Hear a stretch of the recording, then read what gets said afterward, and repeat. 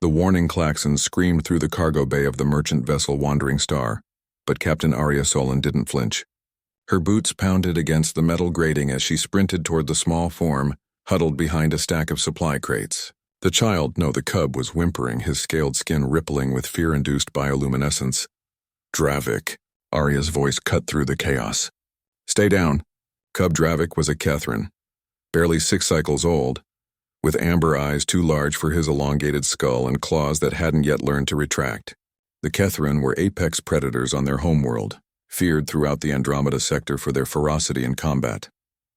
But right now, Dravik was just a frightened child whose parents had been killed in a pirate raid 3 stations ago.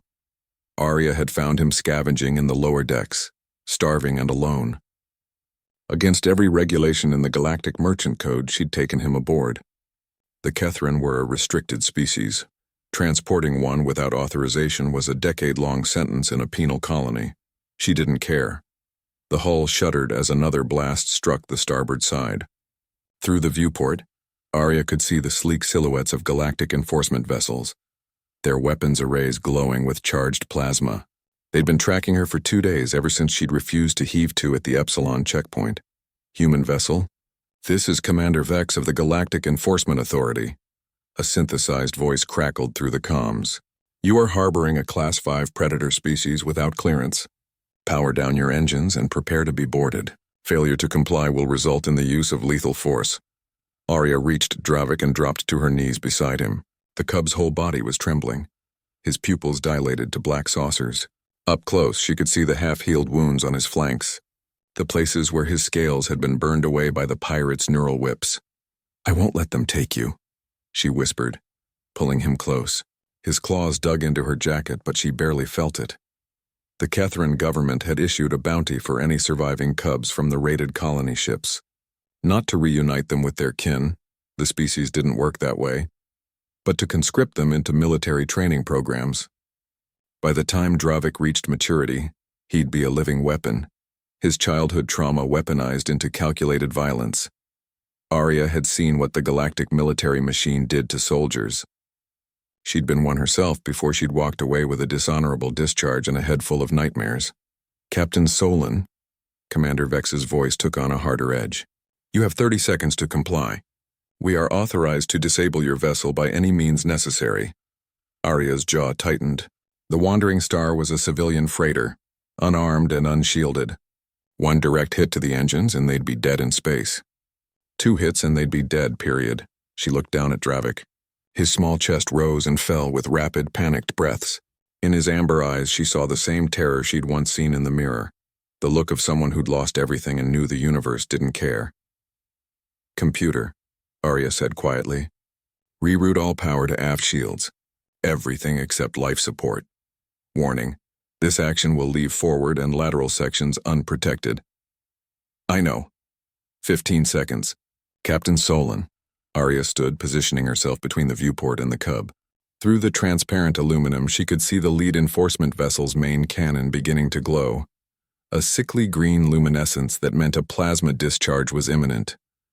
Her hands were steady. That surprised her. She'd thought they'd shake. Captain. What are you? Dravik's voice was a thin rasp, still learning to form human words. Close your eyes, little one. The plasma blast lit up the cargo bay like a miniature sun. The forward viewport exploded inward in a spray of superheated particles and molten metal. Arya felt the impact like a physical wall slamming into her chest, lifting her off her feet and hurling her backward. Pain, white hot, all-consuming pain that started at her sternum and radiated outward through every nerve ending. The smell of burned flesh, her flesh, filled her nostrils. She hit the deck hard enough to crack ribs, her vision fragmenting into jagged pieces of light and shadow. Through the ringing in her ears, she heard Dravik screaming. Get up, Arya told herself. Get up, get up, get up. Her body refused to obey. The plasma had carved a blackened crater across her chest, eating through her jacket, her shirt, and the skin beneath. She could see exposed muscle, the white gleam of bone. Her lungs struggled to inflate, but she was alive, and Dravik was behind her, shielded by her body, untouched. Arya forced her head to turn.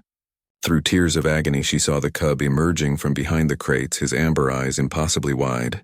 He was making a high-pitched keening sound, a Catherine distress call.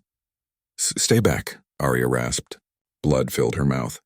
Don't look, but Dravik didn't stay back. He scrambled forward on all fours, his claws clicking against the deck, and pressed his small body against her side. His scales were warm, almost hot, and she realized he was trying to share his body heat with her, an instinctive Catherine response to pack injury. The comms crackled again. Captain Solent at Commander Vex's voice had changed. The synthetic coldness was gone, replaced by something that almost sounded like shock. Stand down. We're sending a medical shuttle. Arya tried to laugh, but it came out as a wet cough. Thought you wanted me to surrender. There was a long pause. Captain, Vex said quietly, we saw what you did. The blast. It should have killed the cub. You positioned yourself directly in the plasma stream. Didn't have a choice. You had every choice. You could have ejected him in an escape pod. You could have surrendered 5 minutes ago. Another pause. We've never seen a human do something like that. Not for one of them. Arya's vision was darkening at the edges. She could feel Dravik's small chest rising and falling against her side. Could hear his panicked breathing beginning to slow. Her hand found his head, fingers tangling in the fine scales along his skull. He's not them, she whispered. He's just a kid. The darkness was closing in now, warm and heavy. But through it she heard Commander Vex's final words. The Galactic fleet is standing down, Captain. Medical teams are inbound. You're going to make it. And when you do, we need to talk about what humanity really means. Arya's eyes closed. In her last moment of consciousness, she felt Dravik curl tighter against her. His claws retracted, his body warm and alive. She'd endured, and so would he.